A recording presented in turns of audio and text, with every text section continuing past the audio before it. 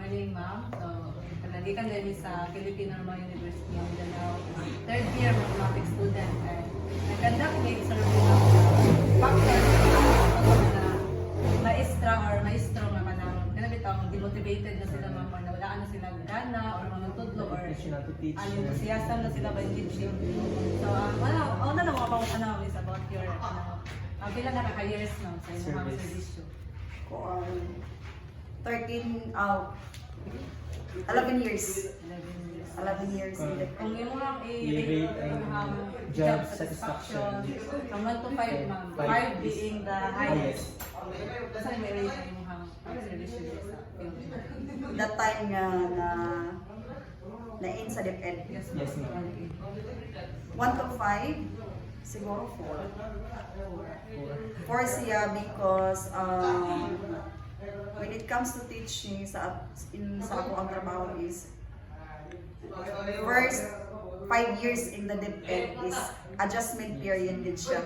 Dili gid siya inanahimong ma-adapt nimo ang tanan nga ginapa-implement no. But in the actual job yearly or daily gid siya namo siya adjustment period as teacher no in dealing with students no. And then there are times man nga naman gud tay mga pagbabago sa curriculum no may mga adaptations mga curriculum no kanang sometimes kanang on the part of the teacher kanang makaimong tabang nga kalaban ba so 4 lang din siya.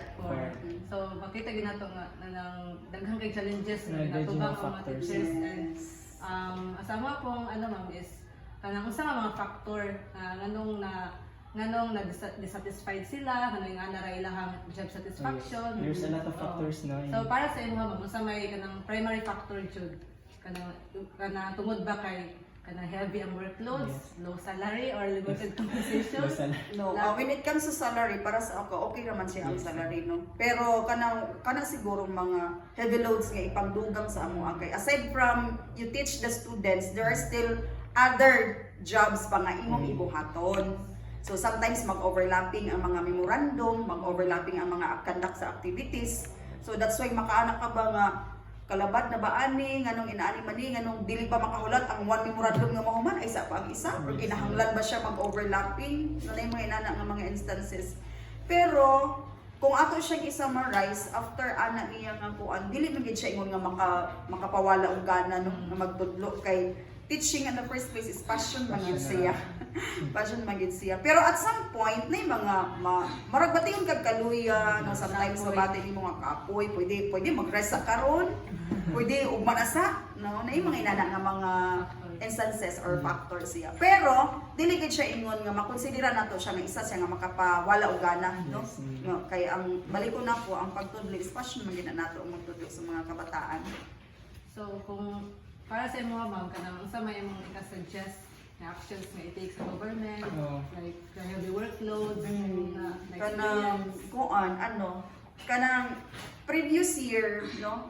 Kanang kung naka-remember ta sa ato ang DepEd secretary, there was a memorandum issued nga kuan siya kanang ang other ancillary services sa mga teacher ipasa sa mga non-teaching personnel. Yes. Oo. Pero dili kay siya ramdam nga nawala ang among mga ancillary services uban nga mga task tungod kay mubo lang ang higayon nga nawala ra po dayon siya.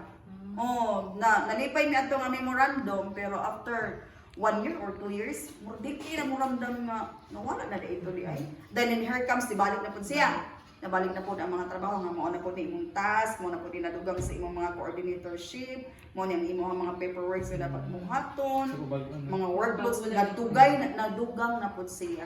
So kana siya nga factor lang yun nga ang ato ang sistema sa DepEd is pabag-o onya to the point nga dili nakakabalog asa na gi-focus na to ani sa fita. Kana siya.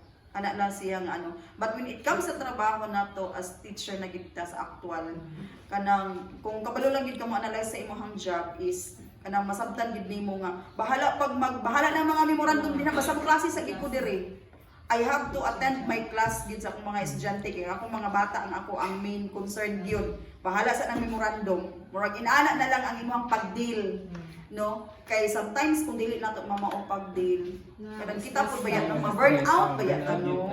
Kay syempre ma-burn out gid ang tao gyud.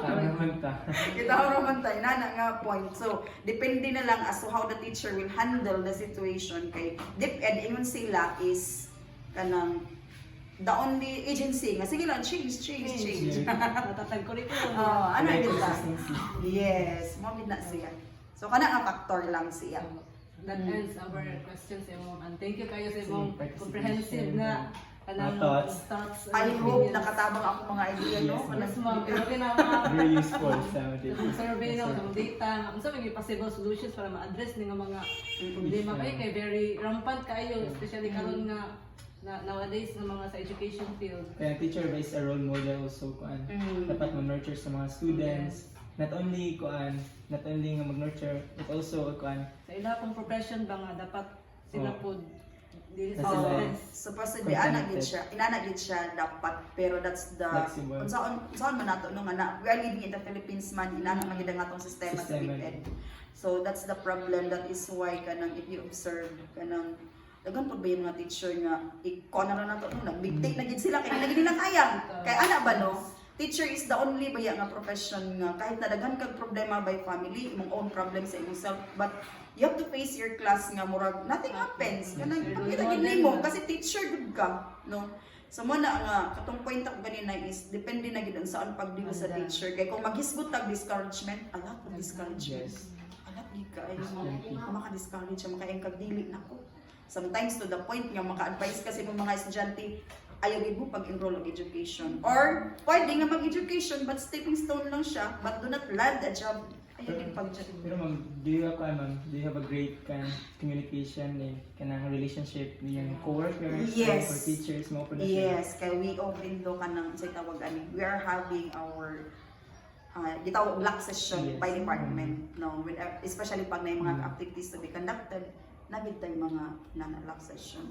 And during meeting po ginakuan po ni sir ang mga ideas, no, kay para nga ang result sa meeting is maayo po ang result. Yes. So, Thank you thank kayo, you sir. kayo, So ma'am. salamat, I hope nakatabang ako Yes. ginamay ng mga pamuna. Yes. Salamat kayo, ma'am. Thank you kayo, ma'am. Okay. Salamat kayo, ma'am.